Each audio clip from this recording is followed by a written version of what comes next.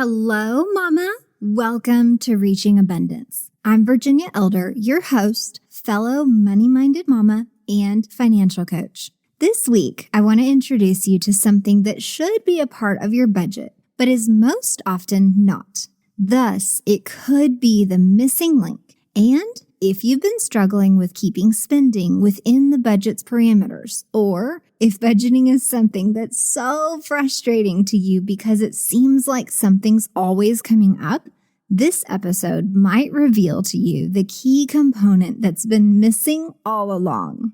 Today, I'm introducing you to sinking funds, and you're going to learn what they are, how they'll reduce your budgeting headaches, and how to set them up and use them well as a part of your ongoing financial plan. Part of creating an abundant life is intentionally setting things in place that bring you joy, having experiences that make you smile, and being present for those things as often as possible. But it's not all sunshine and rainbows, because there are also real jobs and tasks and things we must do to function well in society, take care of ourselves and others, and be responsible. So we enjoy those sweet baby giggles and change the dirty diapers. We celebrate raises and bonuses and pay the bills. We prepare meals with love for our family and meal plan, wash dishes, and clean the kitchen. Living a life of abundance doesn't mean you dance through life with zero responsibility or that you have so much money that you no longer have to pay attention or budget. That's unreasonable and an extremely unfair expectation. It means that you've done your homework and set things up in an intentional way so that you can approach the rest of life with joy. It's like I've said before, there are many facets of life that work in tandem to create the abundant life we imagine for ourselves and for our family. And somehow, in some way, every single one of them affects or is affected by our money. As the household CEO, it's up to you to manage your personal finances in a way that reduces your stress, allows you to enjoy life, and make progress toward your financial goals. And one extra tool in your handy-dandy toolbox of budgeting tricks is the use of these magic things called sinking funds. Welcome to the Reaching Abundance podcast, where your host, Virginia Elder, shares helpful guidance for moms around positive mindset, creating simplicity, practicing true self-care, and most of all, money management. Her financial journey toward a better life blossomed into an insatiable desire for overall happiness and abundance. Hang out with her right here each week while she ditches the taboos around women and money, shares resources, educates, and financially empowers all the mamas. First, let's not be deceived or get derailed by the negative-sounding word sinking. The phrase sinking funds pays homage to the phrase sunk cost. Sunk costs are expenses already paid, whether or not you're receiving benefits from the purchase. The money is already spent and you can't get it back. Consider a flat fee you might pay for a membership each month. Well, what if you don't log in and interact with a group or watch any videos this month? You didn't really use that membership or reap any benefits, but the money is already spent, so that's a sunk cost.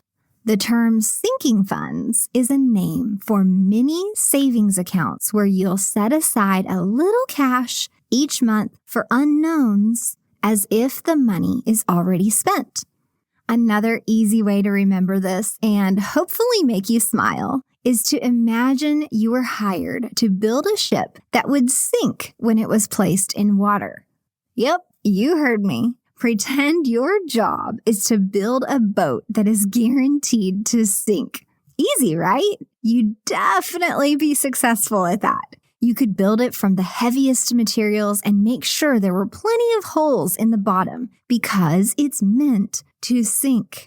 Well, sinking funds are the same way. They're meant to be spent. let's get to the good stuff. What the heck is a sinking fund, and how do you use them to help create a successful budget? Sinking funds are mini savings accounts that cover irregular, annual, or unpredictable yet necessary expenses. Let me be clear. This is very different from and separate from an emergency fund. You have your emergency fund with thousands of dollars saved for these big emergencies like job loss, an accident, or some kind of major life event. What we're talking about today are completely different, separate, little targeted funds to help you cover those annoying surprises that seem to pop up all the time. When I first embarked upon the daunting task of getting our personal finances straightened out, the main advice I was hit with immediately was that we needed a personal budget. Although I didn't know how to create a budget, I followed the loudest talking heads' basic advice, used some templates, and set up budget categories and amounts. Basically, I was winging it. I gave myself a ton of grace, luckily, because I knew we would have to tweak numbers and that it would take months to get through this learning curve. However, months later, we were still trying and failing miserably. No matter what, the budget got busted every dang month by some unforeseen expense. Something was missing. Maybe I was doing it wrong, or maybe there was something wrong with me. Yeah, I was there. Whether it was annual insurance premiums, the Amazon Prime membership fee, a vet visit for a sick pet, or even an onslaught of birthday party invitations, something was throwing a wrench in my well-intentioned budget every single month. I was left feeling defeated, at fault, and broken. I grew tired of these plan saboteurs quickly and decided to pull last year's spending to help me predict this year's upcoming quote-unquote unexpected expenses. I started to become detective-like about looking backward so that I could think ahead and actually budget for things instead of being surprised for them. My crude yet progressive solution back then was to add up all the expenses over the course of the year that didn't fit into any of my existing budget categories. And from there, I could decide whether to add a budget category or to keep the expense in this extra pot to the side. As it turns out, the total of these extras for the year was in the thousands. With my eyes opened wide, I vowed to reduce the frivolous extras. And to cover the necessary yet unexpected items, I took that total and divided it by 12. This gave me an amount I could put aside each month so that when a surprise expense came up, I was ready with cash. Right here, I want to pause and let you know that if this task already sounds daunting or you're beginning to feel overwhelmed because you aren't even clear on what your basic expenses are, that's okay. This is exactly why I've designed the Financial Awareness and Budgeting Workbook for you to download for free. Just head to the show notes at reachingabundance.com and pop in your email address so I can send it to you. The very first step toward launching your financial freedom journey is to create an absolute awareness of your numbers. This simple workbook walks you through the exact process I use with private financial coaching clients and comes with links and instructions to follow so you get the best experience possible for free. Once you're armed with complete awareness about your balances, accounts, and basic monthly expenses, you can easily create sinking funds and add everything in this episode to your strategy. I didn't know it back then, but what I did was set up one sizable sinking fund. In time, I learned that it was called a sinking fund and discovered that this type of savings account, one used to remove the shock factor from surprise expenses and render them unknown yet expected, comes with some profound benefits, mentally and financially. By setting aside money for things you know you're going to spend money on, although you don't know when, you make those expenses part of your regular monthly budget. You build up the fund for the kids' back to school expenses, for example. And when July and August comes around, you get stress-free, at least budget-wise, back to school shopping. This strategy takes the surprise out of the unexpected bills because by planning ahead, you're making them part of your expected expenses. By removing that potential shock factor, you will feel more in control of your money. You won't feel pressured into buying the cheapest fix during a stressful moment. And you won't have to whip out the credit card and wonder how you'll pay for it.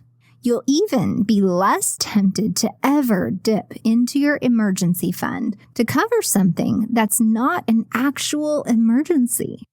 Think about the tires on the car. This is an excellent example because we all know that the tread wears down and that eventually you'll have to pay like $600 for 4 new tires. But rarely do people plan for this. But let's pretend you did, though, because you listened to this episode and implemented sinking funds into your budget.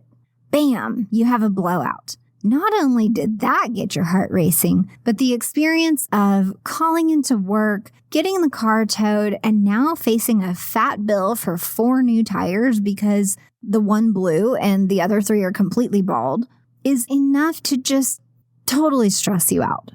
Although this whole situation stinks, imagine how calmly you could handle it, knowing that you have hundreds already set aside specifically for new tires.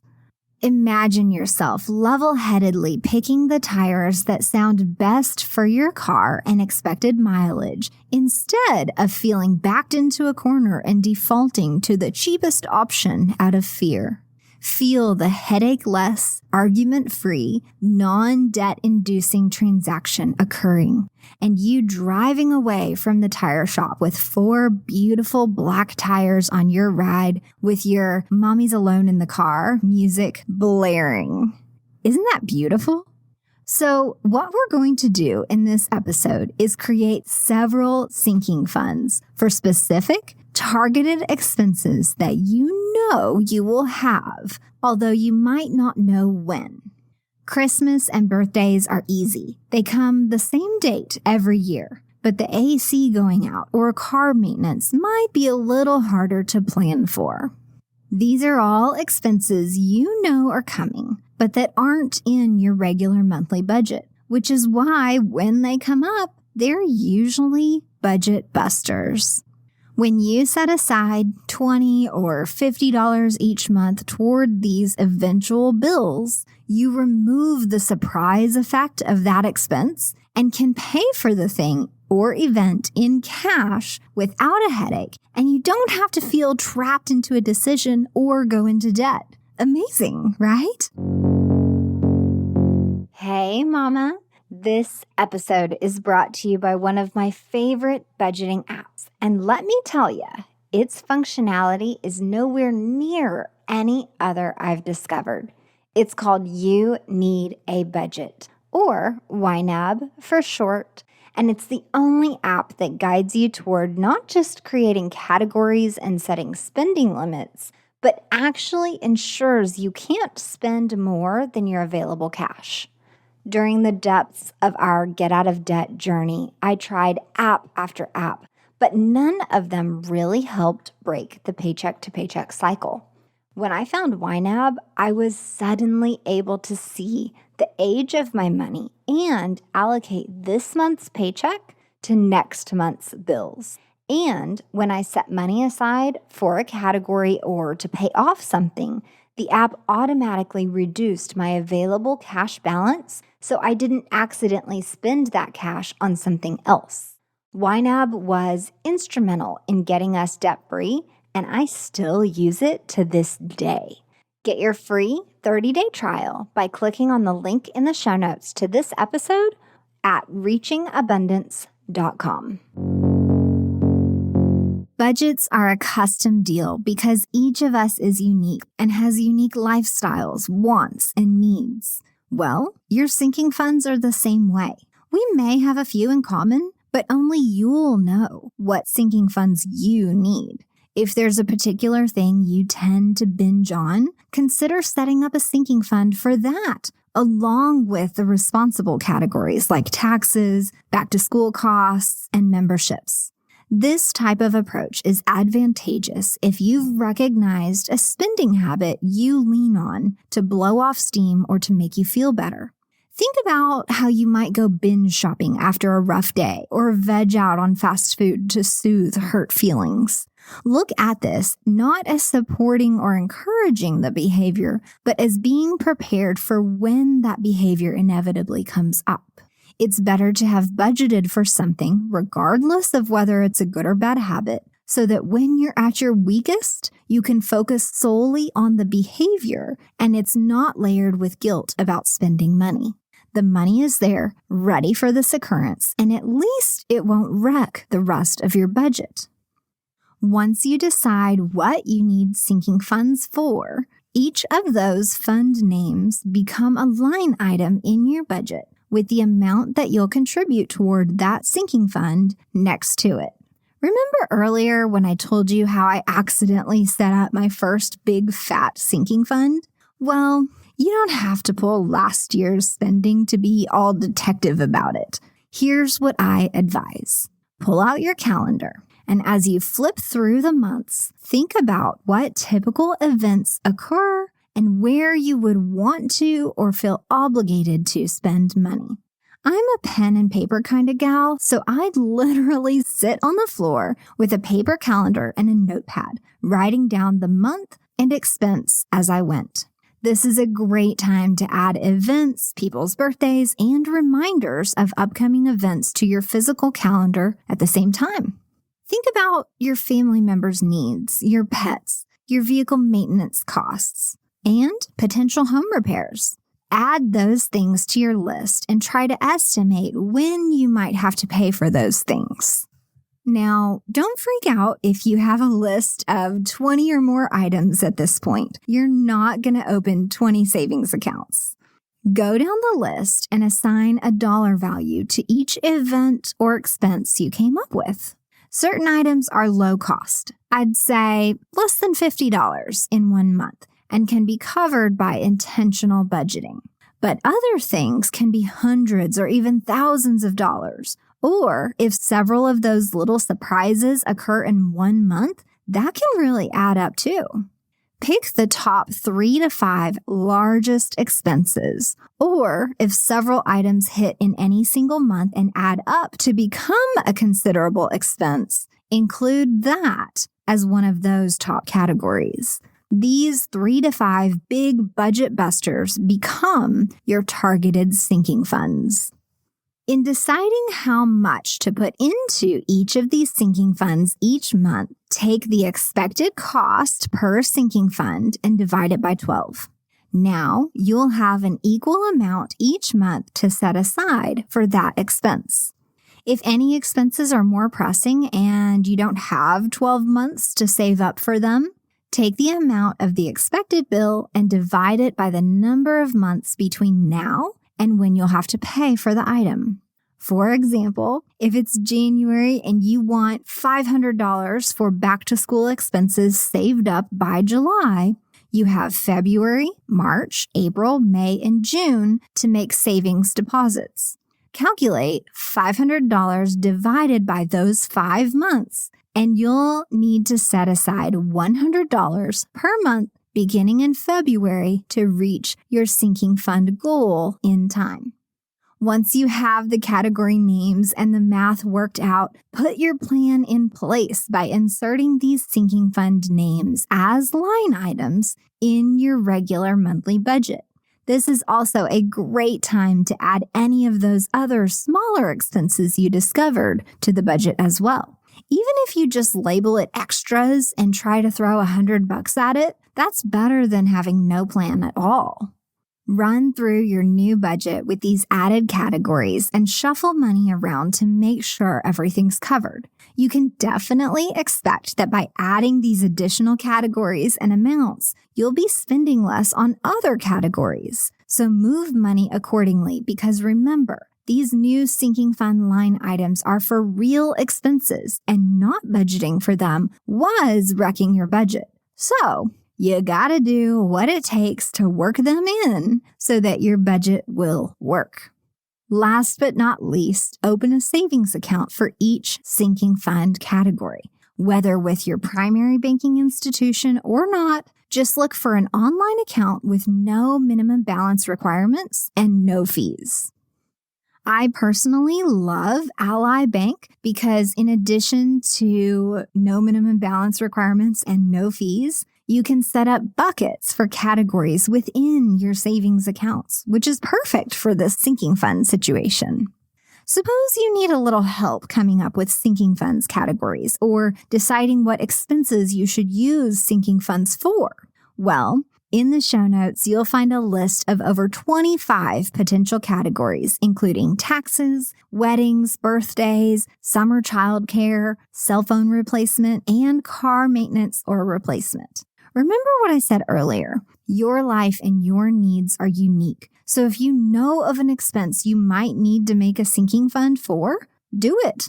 This list of potential categories for sinking funds is just to get your wheels turning. Some items that are super important for me may not be a priority for you, and that's okay. My must-have sinking fund categories right now are birthdays, Christmas, life and auto insurance premiums, home repairs, and vehicle maintenance. I've added and removed categories over the years as our children have grown and our needs have changed. Give yourself grace to revamp, recalculate, delete, or add sinking funds throughout your financial journey too. Before you go, I want to thank you for listening to Reaching Abundance. This podcast exists to help mamas live happier, healthier, and more abundantly in every way possible. You're invited to keep in touch and connect. So make sure you're subscribed to the show in your podcast app and following me on Instagram at Reaching Abundance for more tips, hints, and habits to help along your personal financial journey. When I discovered what sinking funds were, just the simple explanation and concept that I could make unexpected expenses expected by creating mini savings accounts for them, it blew my mind and completely changed not only the way I budgeted, but my success at sticking to the budget I planned. I remember I was ecstatic about sinking funds and couldn't believe that I'd gone so long without knowing about them. No matter where you are in your financial journey, whether you're working toward paying off debt or buying your first home, building your emergency fund, or plowing toward financial freedom, I believe in you. I 1000% believe in the power of focused passion and perseverance toward your goals. Maybe it'll take 3 years of intention and focus like it did for us to get debt-free. Maybe you'll fall off and get back on 1,000,000 times over those 3 years. Who cares though? It's all about your progress and your goals or your life you'll have in the end. Now, it's up to you to use me as a resource. Your journey toward debt freedom, a well-functioning budget, financial freedom, and a happy family life because you've alleviated the financial stress can be here faster and easier. You don't have to figure it out on your own, feel lost, or deprive yourself along the way. You're invited to book a free 15-minute consult with me where we can see what helpful action steps and mindset adjustments will get you on the right track with your money right away. Again, thank you for being here with me today. This week, edge a little closer to reaching abundance by grabbing the free budget download I mentioned and follow the steps therein to create a strong sense of financial awareness, gaining clarity around what's where and how much must be done before you can create a well-functioning budget. In the show notes at reachingabundance.com, you'll find links to other articles to help you build out your budget, plus the summary of this episode so you can incorporate the use of sinking funds in your financial planning. If you need help, I'm just a DM away. Have a wonderful week, Mama. I look forward to talking with you again next time.